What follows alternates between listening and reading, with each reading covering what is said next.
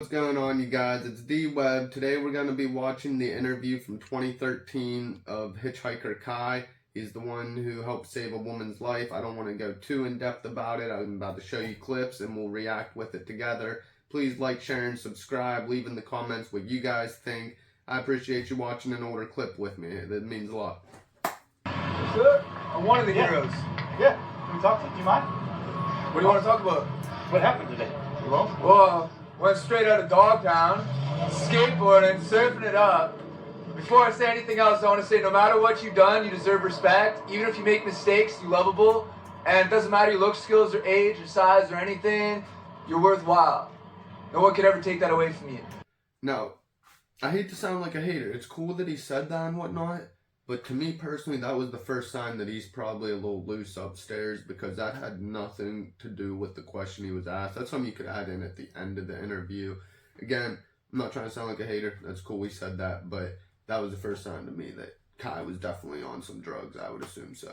Now, this stuff right here, I was driving and I was in the passenger side of this car, and he comes over on there. He was over by the recycling center. He says, "Oh, when I was in the Virgin Islands, 30 years old on a business trip, I this 14-year-old." I was like, "You what?" He's like, "I raped this 14-year-old." Starts crying, gives me a big hug. He's like 300-pound guy. I'm like, "Oh shit, you must be man. Like, what's he talking about?" I didn't take him seriously at first. Kai, as soon as that dude said that about the 14-year-old, you should have known better than to stay in the car with him. That should have been the end of the story right there. You should have popped him with the hatchet right there. He comes driving down this way. He's like, "You know what? I come to realize I'm Jesus Christ and I can do anything I want to."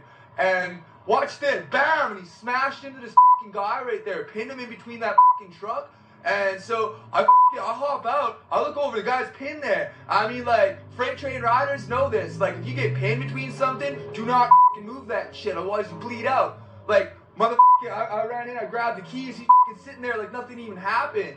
And like, man, if you started driving that car around again, man, there would have been a hell of a lot of bodies around here. Even though how he said it was a little bit funny, I do give him credit about knowing about the freight train rider thing, and I also give him credit for reacting so fast to just get out and go grab the keys, because to be honest, I don't know if I was in Kai's situation, if I would have been thinking that fast to just get the keys out of that car so that he couldn't drive again. I think I'd be a little more in shell shock. I mean, I don't know. I wasn't there. I would never been in a situation like that. What would you guys do? I just feel like, yeah, it was pretty smart thinking on his end to run around, grab those keys so that he couldn't keep driving. I'll hop on out, and so I grabbed the bag, I threw it over by that pole right there. Alright, sorry to keep interrupting. I just thought it was kind of funny. Every time I watch that and he says he threw his bag over by that pool right there, I know he's probably talking about his backpack and whatnot. I always just picture he's talking about a bag of drugs and he's trying to hide it. I don't know why. I'm just being goofy. And the only other funny thing real quick is that Mercedes that drives by and there's two kids staring out the window dead at the camera. It's hilarious because they probably never expected for millions of people to see that interview and just see them staring at the camera. Not that anybody knows who they are, but it always sticks out to me when I watch the clip. I don't know why. And then Buddy gets out and these two women are trying to help him. He runs up and he grabs one of them, man. Like a guy that big can snap a woman's neck like a pencil stick. So I ran up behind him with a hatchet. Smash, smash, smash. Yeah. Now, when I first watched the clip, I still thought it was funny how he went smash, smash, smash. Like, it seemed like he was so excited to do it. And then at the end, he seemed like a little bit of a gangster. He's like, yeah. Like, I don't know. It just made me laugh the way he did that.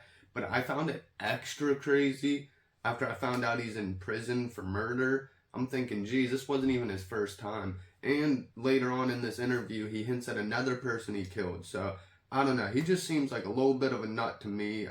No offense to you, Kai. I'm sorry. I hope the best with your situation in prison. But that was a little weird how you got too excited. You got real excited, actually, to talk about smashing that guy's head open. The lady said you saved her life.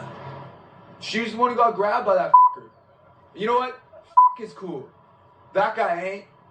Shit. And then he's back at that gangster stuff again whenever he goes, shit. Like, I don't know. I'm not trying to be rude. He just sounds like he's trying to sound a little badass to me.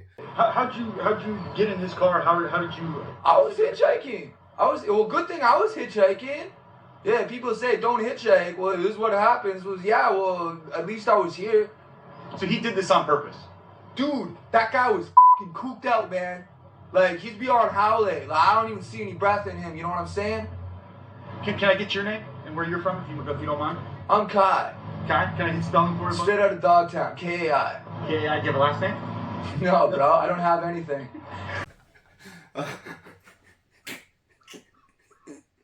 You cannot call someone else cooped out when someone asks you your last name and you say, I don't have one, I don't have anything. I mean, jeez. Just continue. Where are you from originally? Are you from Fresno area? Sophia, West Virginia. No kidding. How old are you? I can't call it. I know in this situation Kai's the good guy, but he's really not doing himself any favors by being so goofy. I mean, him saying he can't call it by telling his age, that's just bad. Okay. What have you ever experienced anything like today, and what made you take the actions that you did? That woman was in danger. He just finished what looked like at the time killing somebody, and if I hadn't done that, he would have killed more people. So he's dead. Good.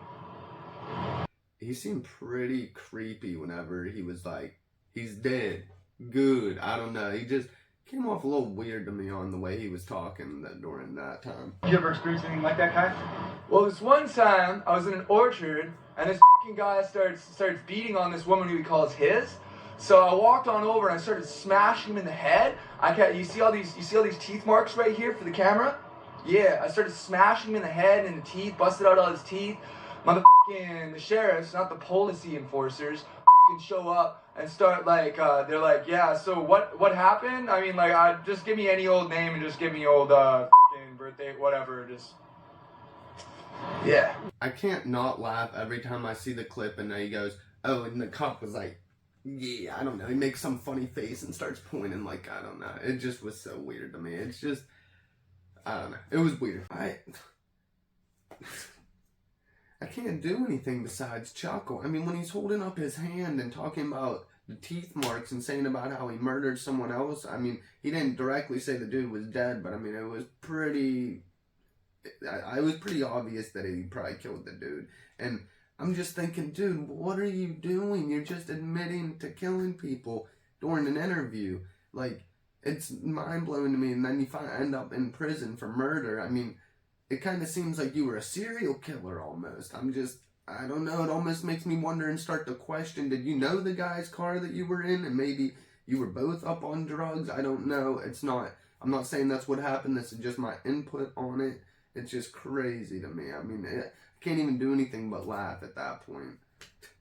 What happened today after you're obviously free now, but were you arrested? What was the process? What did they do to you when they came up? Obviously, they found out that you did the right thing, but the time that from the accident until now, where have you been? Well, you started following I cleaned his motherfucking head wide open with a hatchet. He stood up like he was pulled right up, right? And I'm like, bro, if you're Jesus Christ, I'll be the Antichrist, man. Like, that.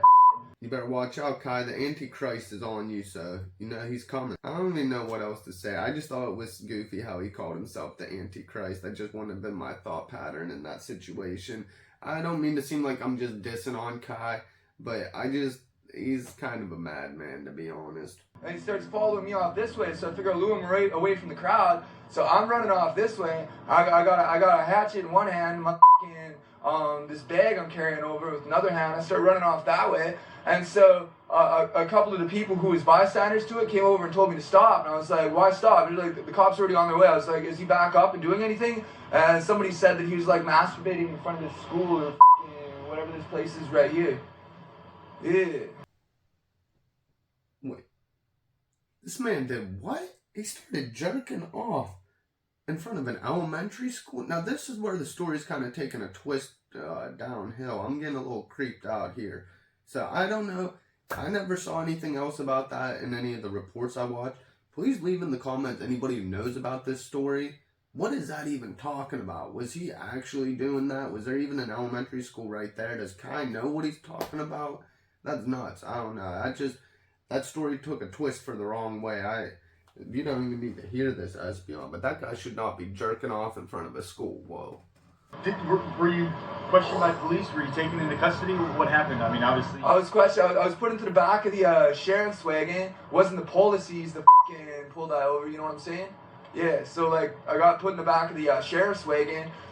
The sheriff was like, "What happened here?" Took down a statement. I told him everything I just told you, and let me on out. Said I couldn't grab all this stuff until I had finished, like they had finished with something, you know what I mean? And like brought me back on over here so I could be in front of this thing, like this car right here. It's gnarly, man. Holy shit! It's like the biggest wave I've ever ridden in my life. Now, in that situation, the only reason I'm assuming that he didn't get taken to the police station and have to spend some time in jail while they figured it out is because there was so many witnesses, because the woman who got picked up, I think there's someone with her. I don't know who all was there, but there's a lot of bystanders as far as I'm aware. So that's probably the only reason the police believed his story and didn't handcuff him and take him into jail for the night. But he got lucky on that instance. But I'm just a little inside story. It makes me chuckle when I watch it because the person that I was watching it with the first time, they always use the saying, just ride the wave. And of course, after watching that and seeing him say that, they were chuckling with me and they were like, geez, why do my sayings always end up being something a weirdo says? Because one other time that we were in Santa Monica and this person was with me and there was a homeless guy walking down the road and he kept just saying, got any money?